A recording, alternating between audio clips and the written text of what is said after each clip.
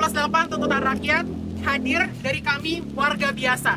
Sehingga kami melihat perlunya sebuah daftar tuntutan bersama yang bisa mengukur respon pemerintah secara tepat dengan alur akuntabilitas yang jelas dan sebisa mungkin merefleksikan keresahan masyarakat seluas-luasnya. 17+8 harus dipandang bukan sebagai pekerjaan administratif saja, tetapi sebagai panggilan untuk mengembalikan martabat dan keadilan bagi rakyat.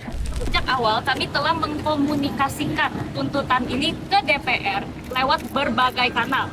Kami belum puas dengan janji, dengan rencana, dengan kata-kata akan, dengan kata-kata meminta. Kami ingin bukti konkret, kami ingin progres yang nyata. Belakangan ini Indonesia terasa gelap.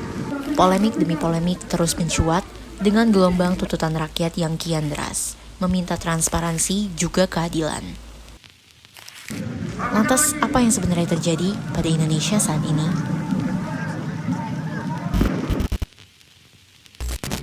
Semua ini berawal dari rentetan polemik yang menumpuk hingga akhirnya meledak karena satu keputusan, yaitu kenaikan tunjangan DPR di tengah kondisi ekonomi rakyat yang kian memburuk. Pada tanggal 25 Agustus, ribuan rakyat turun ke jalan. Mulai dari mahasiswa hingga buruh, mereka menyampaikan satu aspirasi masyarakat yang sama, yaitu hentikan kewenang-wenangan dan dengarkan suara rakyat. Puncaknya 28 Agustus, seorang mitra ojek online Afan Kurniawan tewas terlindas mobil rantis Brimob. Insiden ini lantas bukan hanya menjadi tragedi, tapi juga menjadi pemicu amarah kolektif. Respon masyarakat pun semakin keras, kecewa melihat bagaimana pemerintah lebih memilih sikap represif dan defensif ketimbang mendengar suara rakyatnya sendiri. Dari sinilah gelombang tuntutan semakin meluas, menyatukan berbagai kelompok dalam 17+8 tuntutan rakyat, sebuah simbol gerakan bersama yang tak bisa lagi dipandang sebelah mata.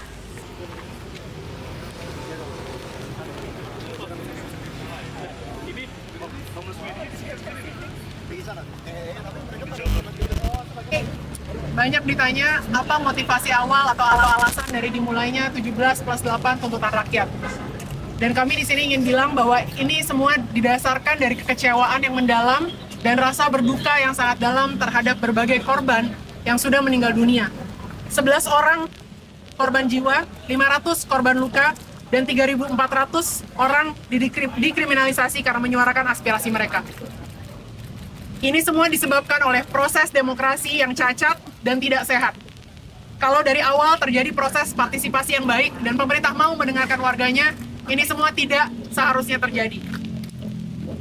17+8 tuntutan rakyat hadir dari kami warga biasa yang merasa resah karena tidak ada respon yang sesuai dari pemerintah dan aparat yang tidak terarah, melewatkan substansi dan cenderung represif sejak demonstrasi pada tanggal 28 Agustus tahun ini.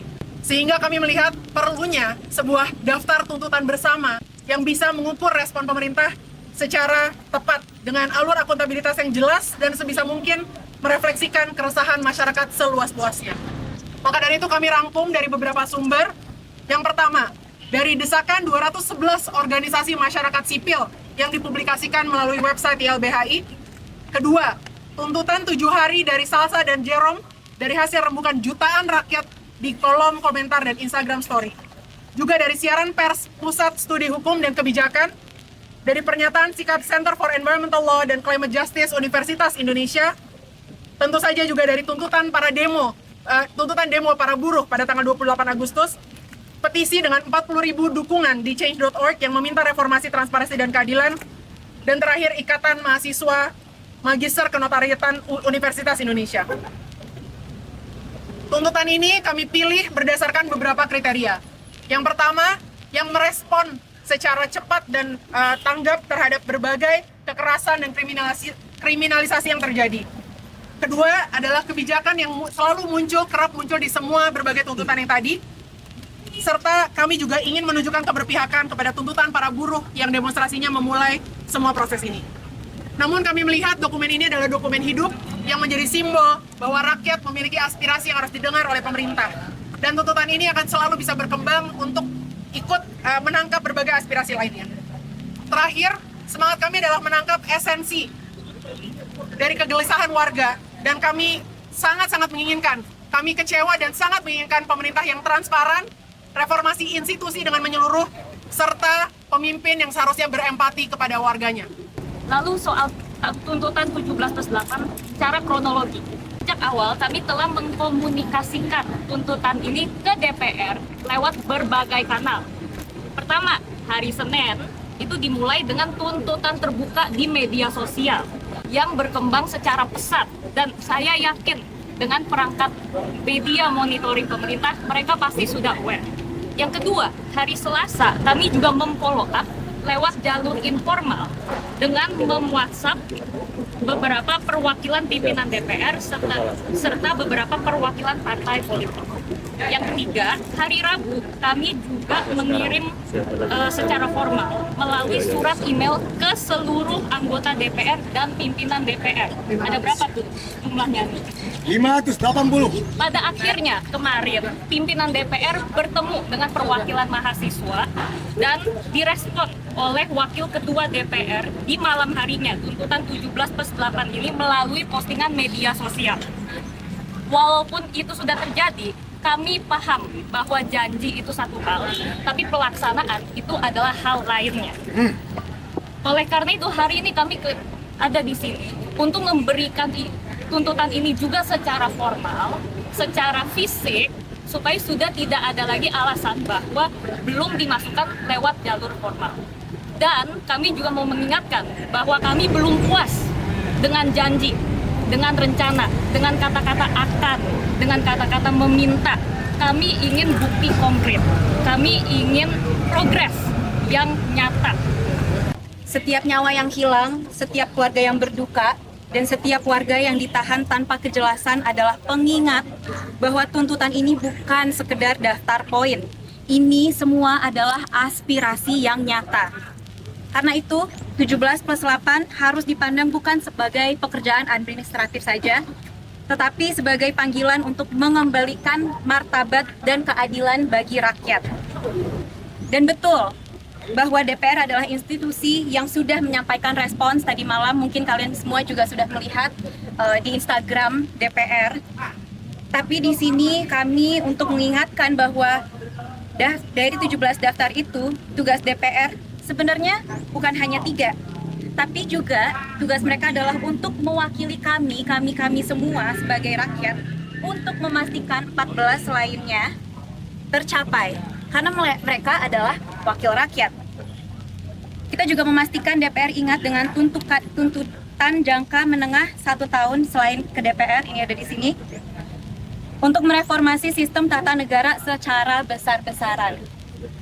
Itu yang penting, yang kami mau adalah reformasi instansi-instansi yang tidak bekerja dengan baik. Dan banyak pertanyaan, apa yang terjadi kalau misalnya ini semua tidak dilaksanakan setelah besok 5 September. Sebenarnya kami naruh tenggat waktu 5 September sebagai alat ukur yang jelas untuk menilai keseriusan dan prioritas pemerintah terhadap tuntutan kami. Kalau udah lewat jangka waktunya, rakyat bisa menilai sendiri dan menentukan langkah selanjutnya. Karena ini semua aspirasi rakyat, kami kembalikan juga ke rakyat untuk menilai. Dokumen ini adalah early warning. Ini apa yang harus pemerintah lakuin. Dan kami juga paham betul bahwa mungkin banyak aspirasi lainnya yang belum masuk dalam list ini. Makanya ini semua adalah living document ya teman-teman. Mungkin kedepannya bisa jadi 17+8, +4, +5, atau 17+8, +45. Tapi yang pasti ini sudah kami buat setransparan mungkin, seramping mungkin, bahkan dikasih to-do list, jadi dan dikasih tracker pula. Jadi ya jelas tuntutan kami hari ini, dan kami harap Bapak Ibu di dalam gedung ini dapat melaksanakan semuanya. Boleh nggak saya usulkan? Jadi kan, saya ini kan anggota Badan Aspirasi Masyarakat. Jadi ini kan dokumen ini nanti tangan ya Pak.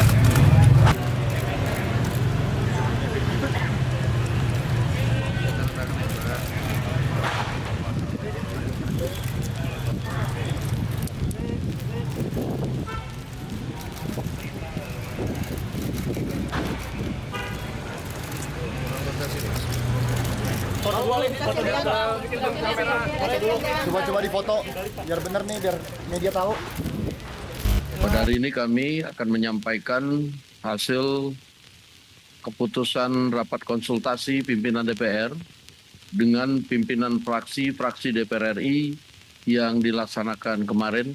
DPR RI menyepakati menghentikan pemberian tunjangan perumahan anggota DPR RI terhitung sejak tanggal 31 Agustus 2025. Pada 5 September 2025, DPR akhirnya menyampaikan 6 poin keputusan sebagai bentuk respon terhadap dinamika tuntutan rakyat. Meski belum menjawab semua aspirasi secara detail, langkah ini menjadi awal dari proses yang diharapkan dapat membuka ruang komunikasi antara rakyat dan para wakilnya di Senayan. Nyatanya sampai saat ini baru 3 tuntutan yang dipenuhi. Masih ada banyak tuntutan yang bahkan belum diproses dan mendapatkan kejelasan serta transparansi perkembangan penyelesaiannya. Lantas, apakah pemerintah dapat benar-benar memenuhi seluruh tuntutan dan aspirasi rakyat dalam tenggat waktu yang berlaku? Dan apakah tuntutan ini dapat terpatri sebagai dokumen hidup yang membakar semangat pergerakan kolektif rakyat? Satu hal yang pasti bahwa suara tuntutan rakyat terus menggema. Ini bukanlah akhir. Ini barulah awal dari perjalanan yang masih panjang.